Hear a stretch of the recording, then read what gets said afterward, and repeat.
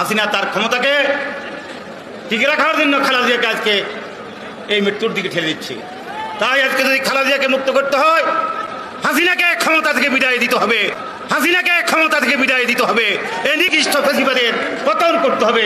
আজকে দেখেন চোর ডাকাত বদমাইশরা আজকে নিরাপদে থাকে, আর বেগম খালেদা জিয়াকে মৃত্যুর পথে ঠেলে দেওয়া হচ্ছে। সাবেক প্রধানমন্ত্রী গণতন্ত্রের মা দেশনেত্রী বেগম খালেদা জিয়ার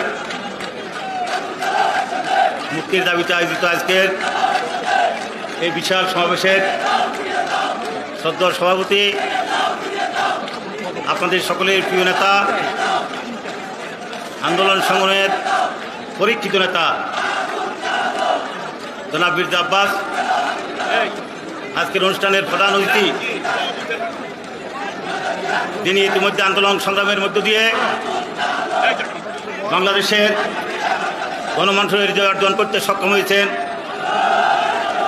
বারবার কারণ নির্যাতিত সংগ্রামী জননেতা বিএনপির বিপ্লবী মহাসচিব মির্জা ফখরুল ইসলাম আলমগীর, জাতীয় স্থায়ী কমিটির সম্মানিত সদস্যবৃন্দ সহ সম্মানিত জাতীয় নেতৃবৃন্দ, বিভিন্ন অঙ্গ সংগঠনের নেতৃবৃন্দ, সংগ্রামী ভাই বোনেরা, আসসালামু আলাইকুম। যখন প্রথম ছাত্র রাজনীতি শুরু করি তখন একটি সবক আমাদের নেতারা দিয়েছিলেন। সেই সবকটি ছিল আদর্শের জন্য যে সংগ্রাম, যে লড়াই, এই লড়াই নাকি কখনো ব্যর্থ হয় না, কখনো বিফলে যায় না। আমরা অনেক লড়াই করে আসছি, কিন্তু আজকের এই প্রোগ্রামে আসার পথে কাকরাইলের মোড় থেকে মুহূর্ত পর্যন্ত আমি যা লক্ষ্য করলাম, ওই যে রাজনীতির যে সবকটি পেয়েছিলাম, আদর্শের লড়াই মৃত্যু নয়, আদর্শের লড়াই শেষ পর্যন্ত জয়লাভ করে।